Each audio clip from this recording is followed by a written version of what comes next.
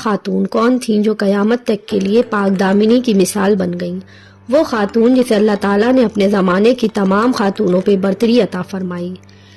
پیارے دوستو، آج ہم حضرت بی بی مریم کے بارے میں کچھ واقعات کو جانیں گے۔ حضرت بی بی مریم کے والد کا نام عمران اور بیوی کا نام حنا تھا۔ حضرت عمران حضرت سلیمان علیہ السلام کی اولاد میں سے تھے اور ان کی والدہ حنا داؤد علیہ السلام کی اولادوں میں سے تھیں۔ حضرت عمران بنی اسرائیل میں بڑے عابد، زاہد اور عالم تھے، اس لیے مسجد اقصی کی امامت اللہ تعالیٰ نے ان کے سپرد کی تھی۔ حضرت حنا کے یہاں اولاد نہیں تھی۔ ایک روز آپ نے درخت کے سائے میں ایک چڑیا دیکھی جو اپنے بچوں سے پیار کر رہی تھی اور اسے دانا کھلا رہی تھی۔ یہ منظر دیکھ کر آپ کا دل بھر آیا اور آپ نے بارگاہ الہی میں اولاد کے لیے دعا کی، لہٰذا اللہ نے آپ کی دعا قبول فرمائی۔ حضرت مریم کی پیدائش سے پہلے آپ کی والدہ نے منت مانی کہ اپنی اولاد کو بیت المقدس کی خدمت کے لیے نذر کر دیں گی۔ بنی اسرائیل کے ہاں یہ روایت تھی کہ جو لڑکا اللہ کی نظر کر دیا جاتا تھا وہ نہ تو شادی کرتا تھا نہ ہی دنیاوی مشاغل میں دلچسپی لیتا تھا، صرف اللہ کی عبادت کرتا اور عبادت گاہ کی خدمت میں مشغول رہتا تھا۔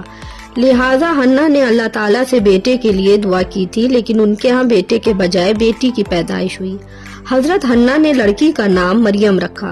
سریانی زبان میں مریم کے معنی خادم کے ہیں۔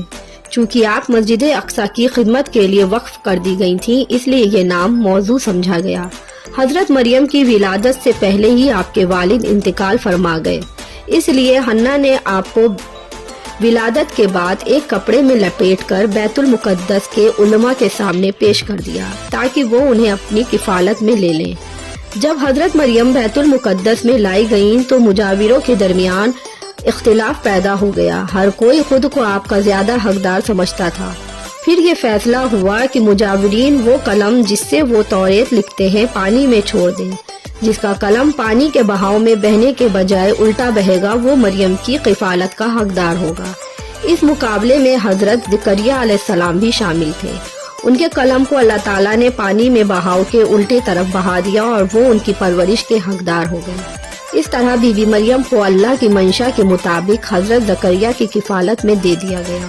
حضرت زکریا علیہ السلام کی بیوی حضرت مریم کی خالہ لگتی تھیں، بھلا ان سے بڑھ کر ان کی بہتر پرورش اور کوئی نہیں کر سکتا تھا۔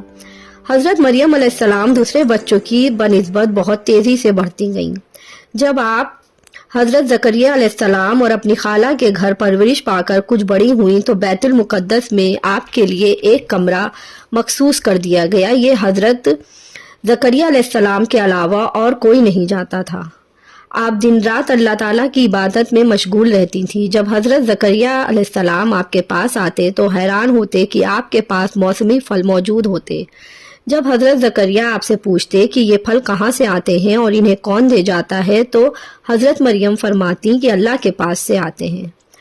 اللہ نے بی بی مریم کو پسندیدہ اور مومنہ بندوں میں شامل کیا تھا، جیسے کہ سورہ آل عمران میں ارشاد ہوا، اور جب فرشتوں نے کہا کہ اے مریم، بے شک اللہ نے تمہیں چن لیا ہے، تمہیں اور خوب پاک کر دیا اور پسند کیا ہے تمہیں سارے جہان کی عورتوں سے۔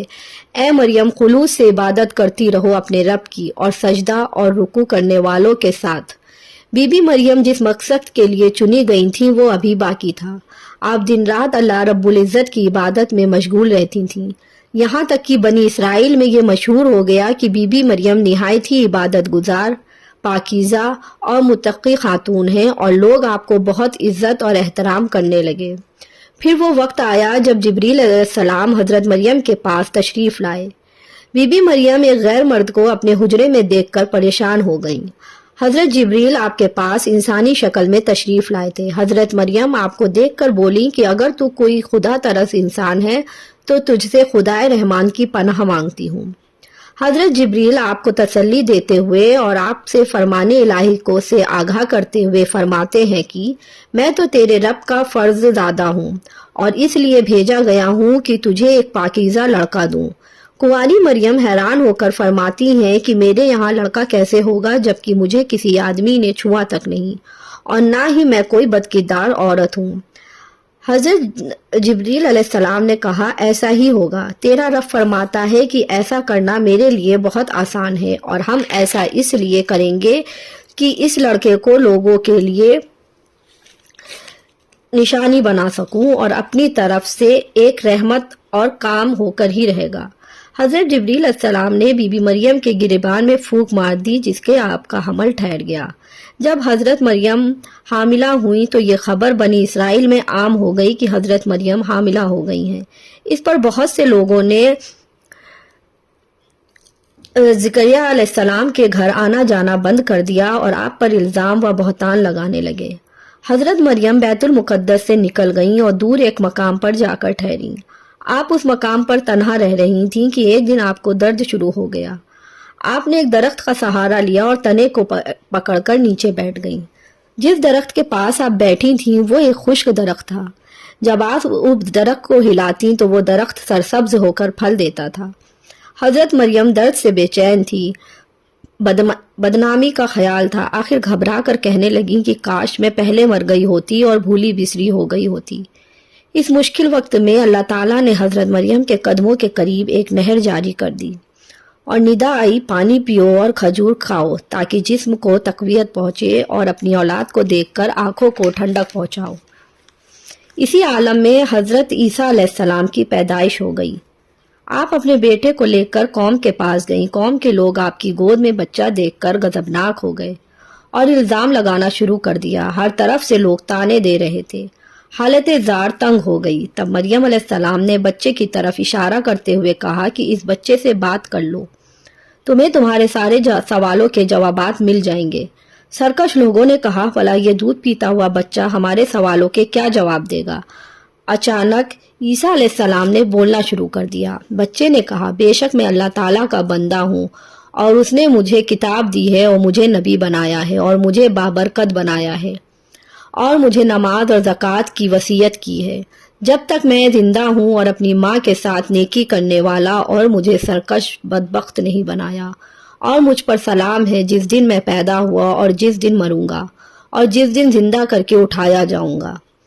اس کے بعد حضرت مریم حضرت عیسیٰ علیہ السلام کو لے کر مصر چلی گئیں۔ جب حضرت عیسیٰ علیہ السلام کی عمر مبارک 13 سال کی ہوئی تو بیت المقدس واپس آ گئیں۔